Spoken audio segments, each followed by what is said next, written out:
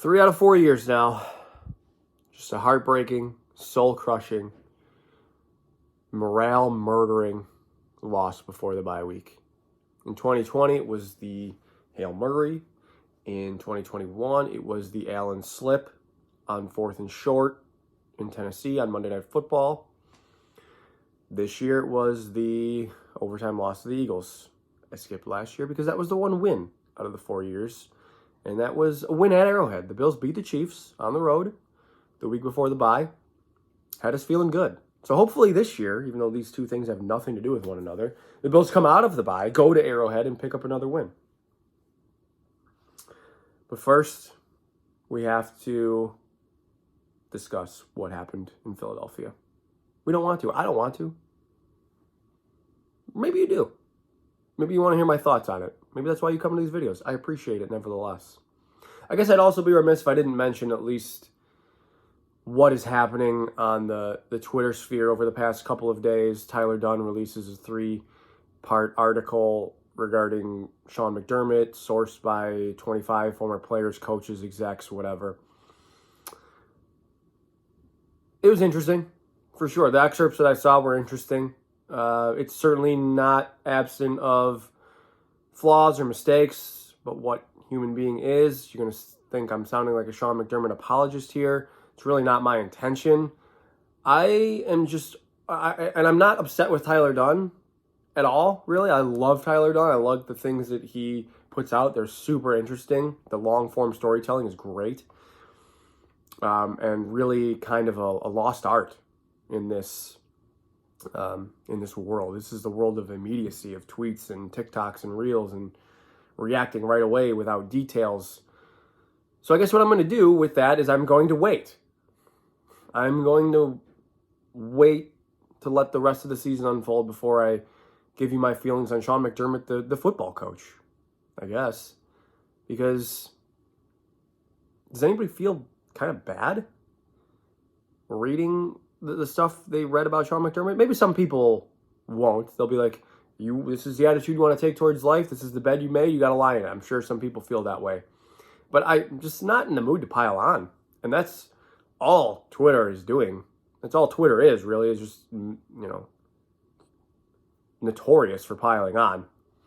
And I can't tell you I didn't laugh at some of the tweets and memes and stuff that I saw over the past few days, but it doesn't mean I don't necessarily feel bad when the head football coach of your favorite team is come under fire like that from so many people. And I think a lot of fans just really wanted to feel validated regarding their overall feelings about Sean McDermott, maybe wanting him to be fired, and then this comes out and you're like, yes, this is the affirmation that I needed. I need him gone now. How can he survive this type of thing? Like, that makes me feel kind of bad.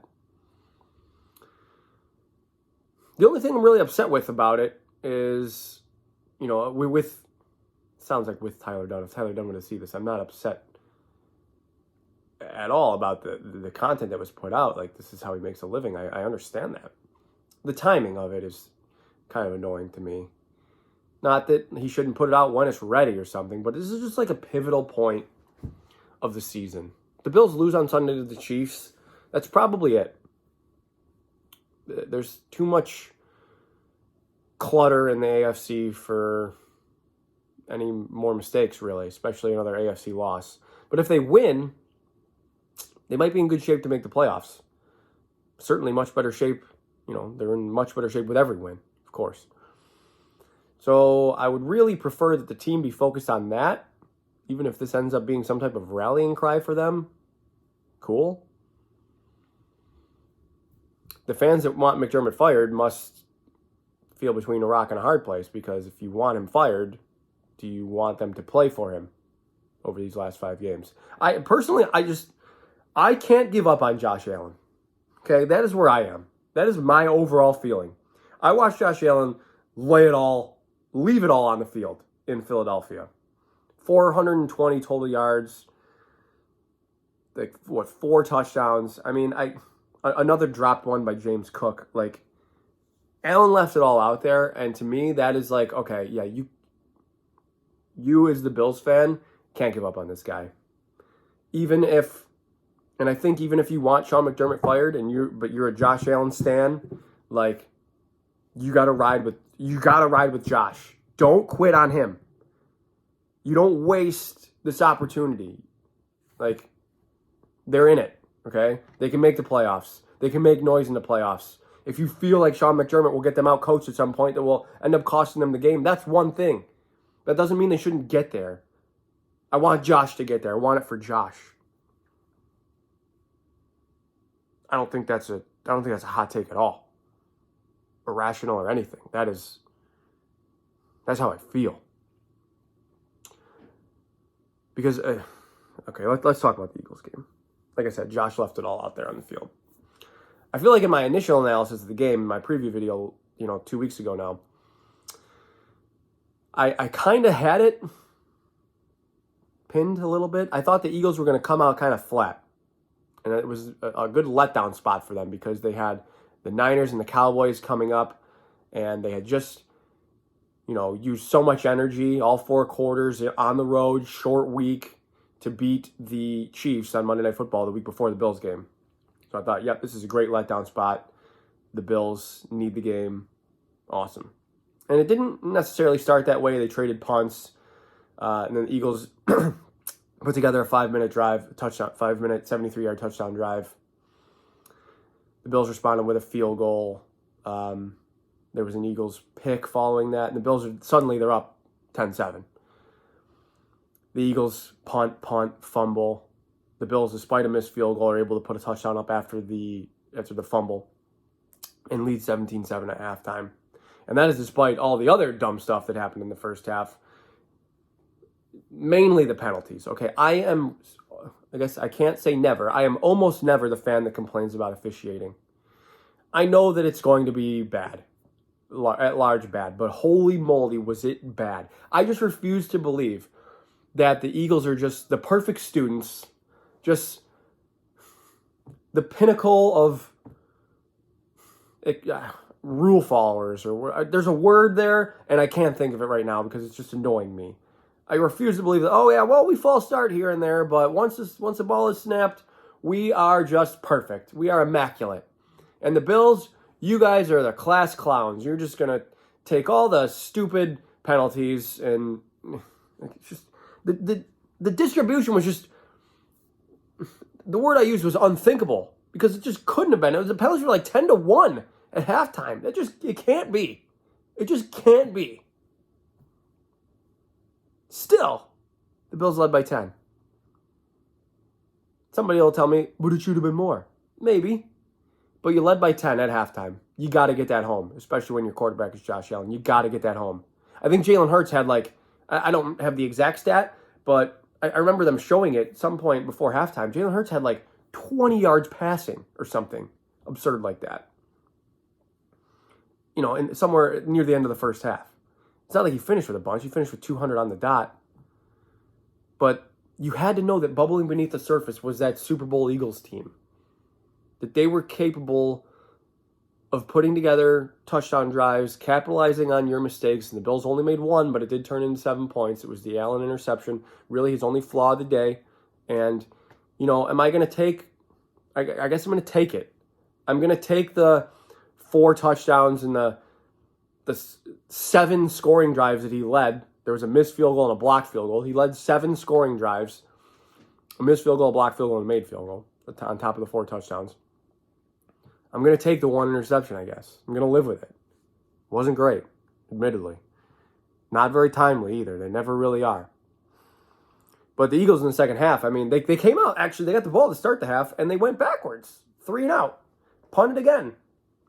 That's when the Bills missed the field goal on the ensuing drive, and then the Eagles woke up. Touchdown. They did punt once. Touchdown, punt. Field goal to tie the game, send it to overtime, and then the game-winning touchdown in overtime. So, where do I start in there? I'm just putting the second half squarely on the Bills, is what I'm going to... You can whine about the officiating and whatever you want in the first half. They led by 10. They led by 10 in the second half, in fact, 24-14. And they just couldn't stop the Eagles, with the exception of the one time they went 3-and-out in the fourth quarter. And the Bills, much to their credit, did respond with a touchdown to take the lead. I guess that's kind of where I want to. I'm not really beginning here, but that's where I want to dive in a little bit deeper. Is when the Eagles got the ball back with, just after the 2-minute warning in the fourth quarter.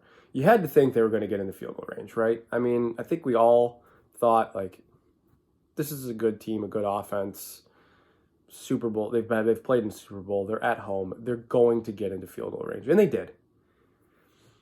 They shot themselves in the foot a little bit. A couple false start penalties by Jason Kelce backed them up, and much credit to the Bills' defense here.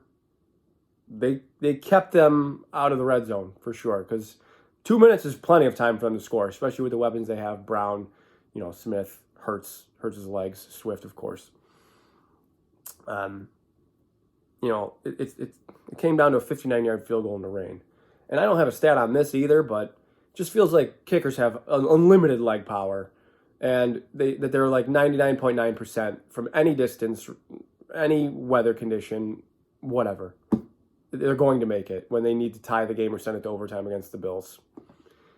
It might feel like that throughout the league entirely, to be honest with you, but it just feels like that against us especially. And again, I don't have a stat to back that up, just a gut feeling. The one thing I certainly didn't agree with was taking the timeout to ice the kicker. I mean, to me, that's just very old school thinking. And you could have used the timeout on the ensuing offensive possession. That's the frustrating part. Because if he misses it, you win. But you take the timeout, you ice him, even though I think that's really kind of advantageous. I think I'd rather him have to run out there with like maybe a wet ball. The K balls are kept in separate. Somebody on the sideline holds them, and I'm sure they have a towel, so the ball is probably dry. But he has to run out there in like 30, 35 seconds. Not a great amount of time to like gauge the field condition or where he's going to kick it from, that type of thing. But then you call a timeout and you give him the time to do that. He's like, oh, okay, yep, I see where I'm going to kick this from. He can take a couple, practice leg swings, I guess. And Jake Elliott's pretty much tough as nails anyway. So I was pretty confident it was going in. And I just would have liked to save the timeout, because you get the ball back with 20 seconds. You do still have the one timeout, and they kneel on it. And to me, that is caving to, and I think Sean McDermott admitted to this even after the game, that's caving to the way you felt at the time. You were like, the weather, Josh could turn this over. I don't want to lose the game that way. Let's just go to overtime and let's let it come down to a coin. Which it kind of didn't, but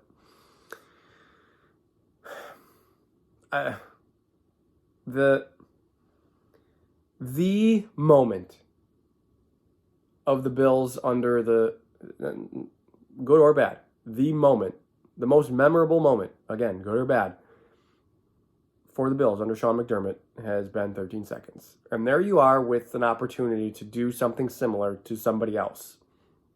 And you passed it up. That I don't agree with. You had 2 plays minimum. If if you're using the middle of the field, you have 2 plays. You can throw to the middle of the field. Maybe you find one at the sidelines and you're lucky.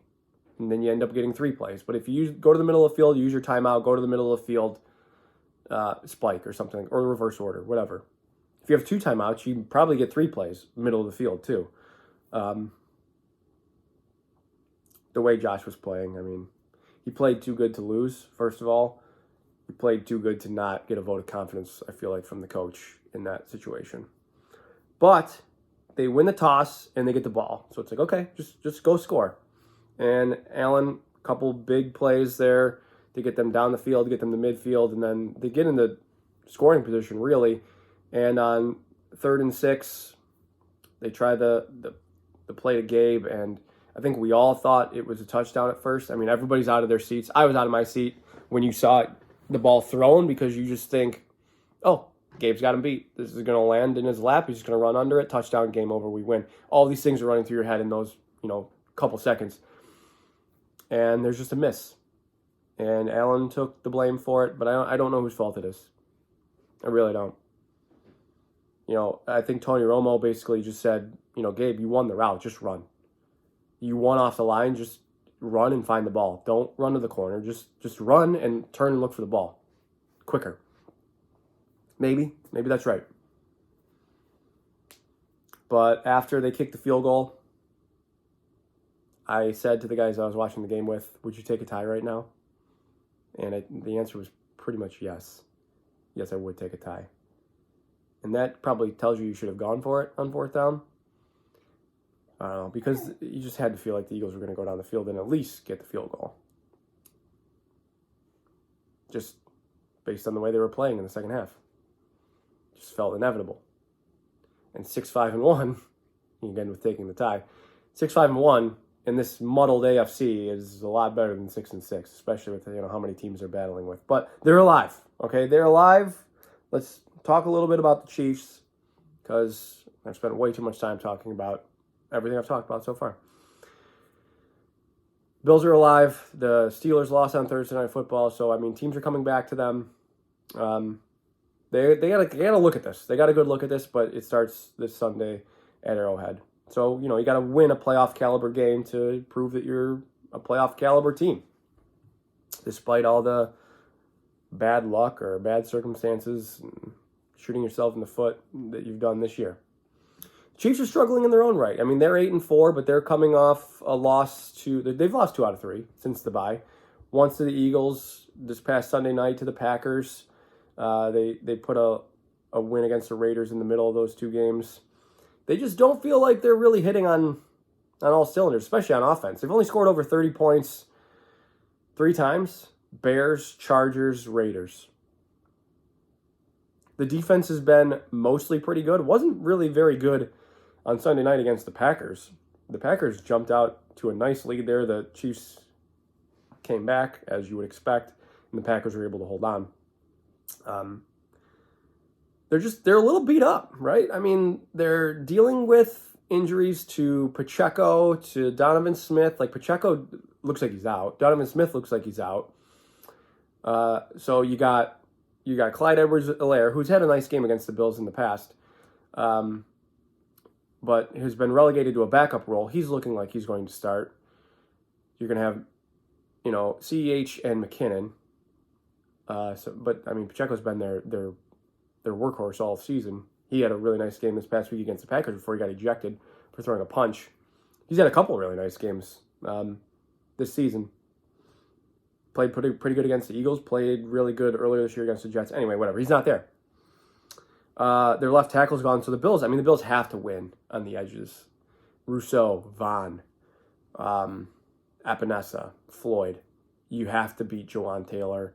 And this rookie, the name escapes me. I had it here and I don't have it right now. Rookie, 3rd round pick at left tackle.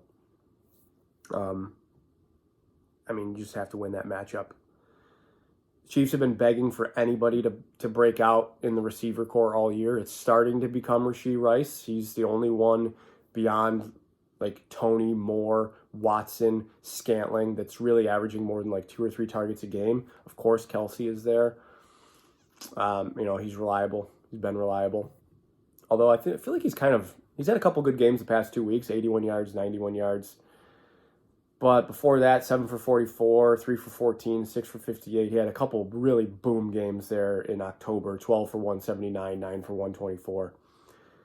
But starting to feel like he's aging a little bit. And I don't know if that's necessarily a distraction that he's feeling from the person he's dating.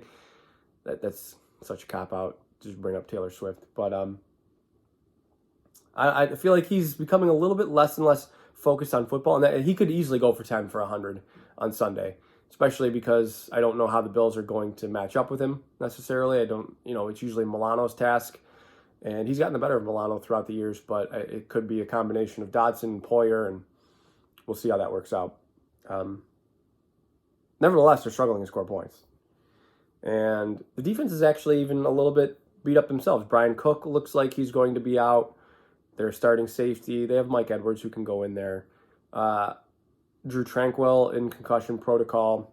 Looks like they're going to get Nick Bolton back, and that's going to be a nice boost. And I like the guys they have on the outside with Snead and McDuffie. I like them a lot. And, of course, Chris Jones is a total game wrecker in the middle. These teams are actually kind of similar. I mean, they're looking for somebody to break out other than Kelsey, and maybe that's Rashee Rice. The Bills are looking for somebody to break out other than Diggs, and maybe that's Dalton Kincaid. You know, they both have phenomenal quarterbacks, pretty good defensive lines, I guess. You know, nice young linebackers. I don't know. Here's another stat to like make you think that they're more alike. That they're alike. They're both winless when they allow more than 20 points, and they're both undefeated when they allow less than 20 points. So something's got to give this week. I'm going to pick the Chiefs. Oh, it feels gross.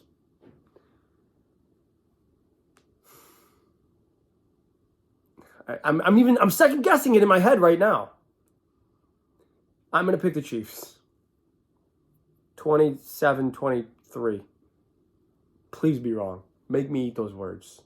Guys, thank you for coming this far in the video. Thank you always for coming this far in the video. Please hit me up on Twitter. My Twitter and YouTube username are the same. I'm changing my pick right now. I'm picking the Bills. Yeah, the Bills. I just picked the Chiefs by like 4. I'm picking the Bills by 10. 34-24. I just changed it right now. YOLO. Because what repercussions will I face if I'm wrong? Anyway, guys, fingers crossed. Let's jump back into this playoff race. Let's get behind Josh. I hope you are. But enjoy your weekend.